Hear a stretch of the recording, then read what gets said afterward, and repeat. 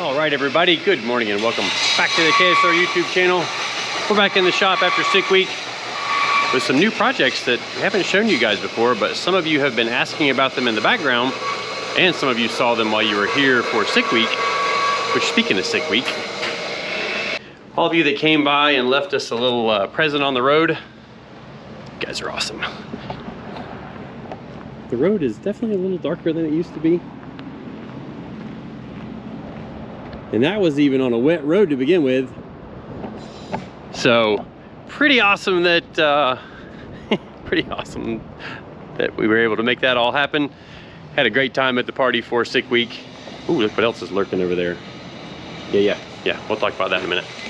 But let's jump into this video, show you guys some of the stuff we've got going on in the shop for this week, and get you caught up with what's going on in the shop.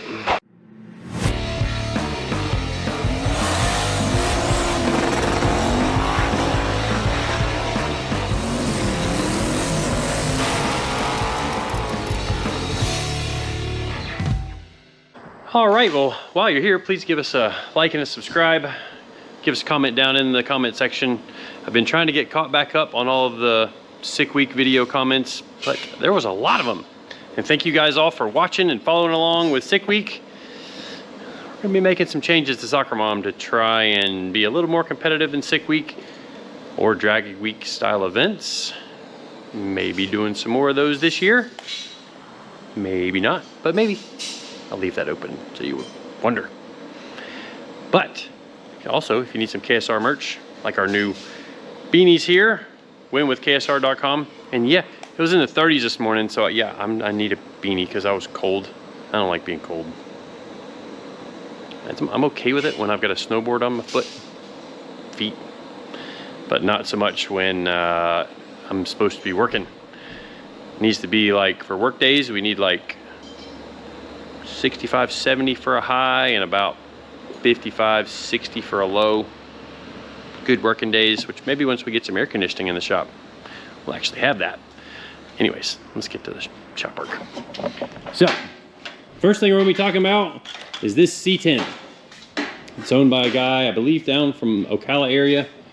And primarily what we are doing to it is a custom 3-inch mandrel bent exhaust system. Now, we don't have a $200,000 mandrel bender, so what we do, and what you can see Drew's doing over here, we chop up different bends to make the exhaust fit where we want to fit it. And this thing has a no limit, I believe is the name. Yeah, it's a no limit complete frame underneath it. You know, tubular frame here, super nice piece. There's their logo right there. Well, it's upside down. Yeah, there's their logo. But the exhaust passes through the frame and up under the hood, which I'll show you a little bit more in a minute, is actually a supercharged LT4. So we ordered up some flanges from Motion Raceworks, used a cone to flare it up to 3 inches, and then we're doing a 3-inch dual exhaust all the way out the back, tucking it up real nice, real even. And although it doesn't look like it, doing stuff like this where it's nice and even all the way around it, and as even on the tailpipes as we can get them, because you've got different brackets over here versus over there, getting all that stuff even and symmetrical as best as possible, at least where it passes the eye test, especially when it's down on the ground, takes a little bit of time. Aside from all of the welding that it takes once you chop, cut, slice all of the pieces up for making the exhaust route through the car. So we've used some mounts here, you know, all stainless steel mounts. And for here, we didn't want to go welding on his frame, so we ordered up some solid hex aluminum, tap this side of it so that we can through bolt from the frame that side, tap this side of it. Got a nice solid mount. Well, not solid mount, but it's got a soft mount in there to support the exhaust. Once we get done with everything, we'll take all of the protective wrap off. You can see we did a V-band after the muffler so the tailpipes can be changed. Did a V-band here so it can be removed from the truck easily. And then up here at the very front, we did a slip joint so that the exhaust can have a little bit of room to move around and it not bind up and crack just because it's all completely bound up. We've had really good luck with these on like SoccerMom and all of our turbo stuff we build. Once it gets just a little bit of heat in it, there's an outer layer, a middle layer, and then the actual pipe itself goes inside of this flare. So you actually have two seals where the exhaust has to get around, and because of that, it seals up super tight, but still allows for just a little bit of movement. Which one of these days I'm gonna put a camera on SoccerMoms and show you how much it actually moves, because it looks like when it gets fully hot during a pass with all the pressure inside of the exhaust, it looks like it probably moves 3/16 to 1/4 of an inch. Might be a cool thing to see. I kind of wish I had put a camera facing the cylinder head on the passenger side for that last run, because I think there was fire shooting out. That might have been cool to see. But we are just about wrapped up with this thing, and I'll drop it down and show you what we've got going on under the hood, which, like I said, this thing came to us all assembled, and we did some fuel system work to it, which you can't really tell because the fuel tank is up in there. But we installed a drop-in EFI fuel pump module, wired it on a Deutsch connector that'll handle the voltage. This is the fuel level sensor wired on a Deutsch connector. Getting close. So let's get on to the next vehicle. Actually, let me show you what's going on under the hood, and then we'll get on to the next vehicle. So another thing we can show you guys is the damage to SoccerMom's engine from my little send it moment down there on the last day of sick week at Bradenton. So yeah, she got a little trench in her, in the cylinder head. And while that may look bad, it's really not. You know, it's gonna need a little bit of welding. Same with the block. It scorched it right up to the sleeve. So really not too bad on the block. A little bit of welding there. It kind of got into the water port just a little bit. So I'm gonna lay a gasket over it and see just what I can do. Like I may be able to weld some of that up. So to fix this, what I'll do is I'll go in with a carbide and trench this out. You can kind of see how it's got a liquid flow path to it because it was molten. And once it found a way out, it kind of trenched out some there and just started taking material with it. And then here it kind of went over into the water port. That's where it made coolant pressure. And then when it found its way out, so like I said, I'll go in and I'll carbide all this out, get it down to fresh clean metal, weld all that, drill a new hole for the coolant port there, weld all this up, weld the edge of the chamber up, and trust me, it looks a lot worse than it is. So I have repaired much worse before. Actually kind of have a deal with a local machine shop that they don't do TIG welding. So if they get a cylinder head in that needs repair, whether it be the spark plug hole got damaged, dropped a valve seat, beat all that up, I've welded back up around the whole complete valve seat areas so that they could then be remachined to have a valve seat pressed back into them. It's aluminum. It's not that big a deal. So I will actually show you guys a video when we do go ahead and dig into this for a repair. Might interest you. But once it's done, you'll barely even be able to tell that it was blown out like it is now. We'll have a little bit of different color material here on the outside because I'll end up trenching this back, you know, probably out here 1/4 of an inch.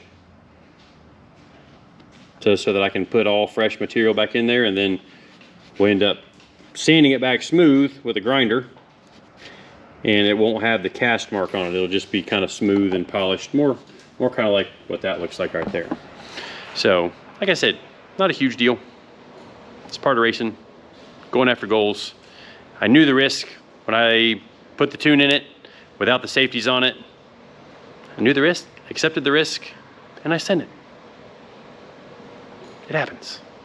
So let's get back and show you some of the other stuff we got going on in the shop. All right, well, like I mentioned, under the hood of the C10, supercharged LT4. It's actually a crate engine that they bought to put in this thing, so it's all brand new, fresh. And once they get the last bit of their wiring done, they're gonna actually bring it back to us. We will dyno tune it. We do have to add the air meter flange right there, and then also a fitting here to hook up to, I believe, the catch can. I don't remember exactly. I know we're putting some kind of aftermarket catch can on this thing for the valve covers, separate the oil from the air that's breathing in and out of the engine, because you don't want to suck back oily air into the intake of the engine, kind of how the factory setups do, because that's just not good. So oil kills the overall octane of the fuel that's in the chamber. So if you have gasoline in the chamber plus oily, misty air in the chamber, it effectively lowers your octane rating, which then makes the engine more likely to knock. We don't want that. So we want to separate the oil out of the air before it gets drawn back into the engine with like a recirculating PCV system. So we still have to do that. And I think we may be making some metal radiator hoses that'll at least connect, you know, with some short pieces here, little short piece of rubber hose there, short piece of rubber hose there. Not 100% if we were doing that. We might be.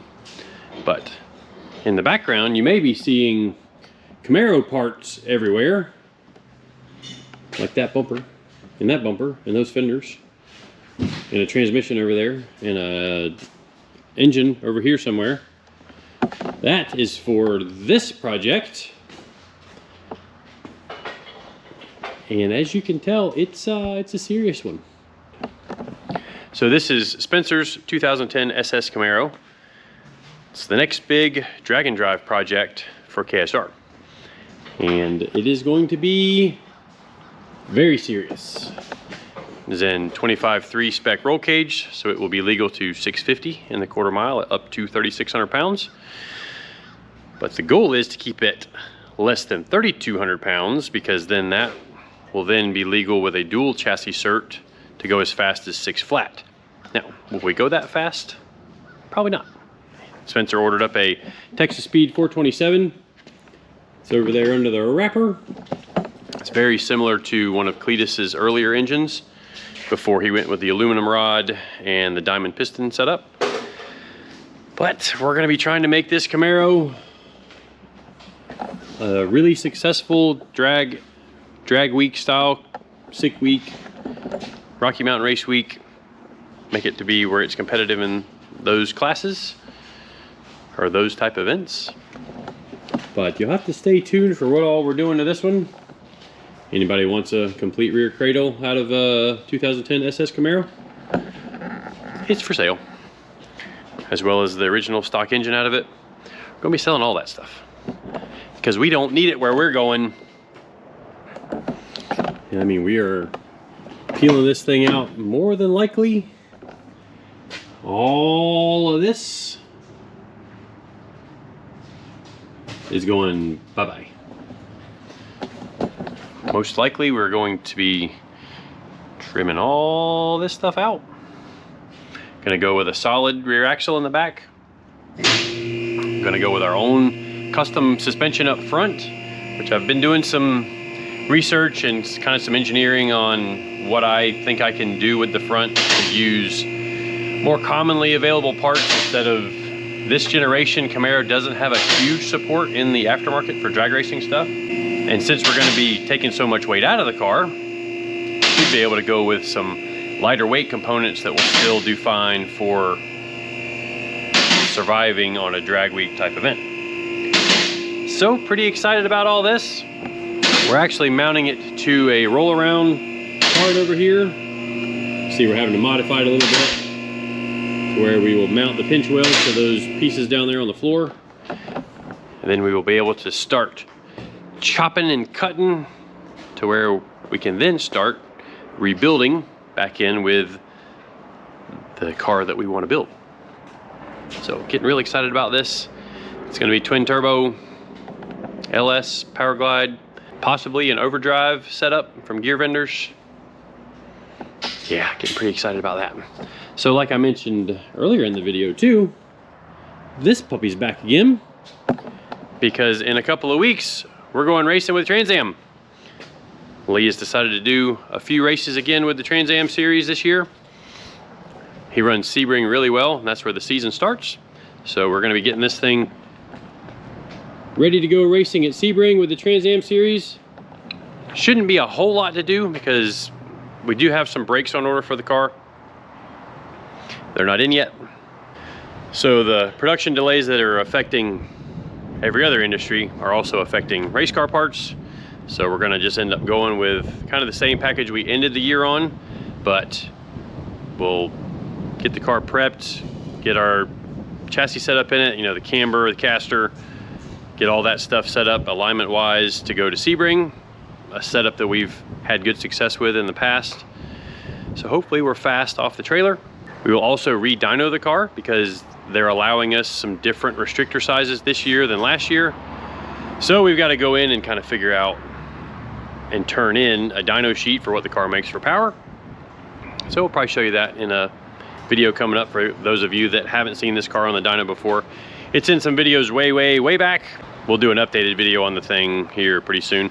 And believe it or not, we actually have to redo the sticker package because every year we have a different list of supporting sponsors or contingency sponsors for the Trans Am series, and they want to make sure that you are displaying all of the proper decals for the series.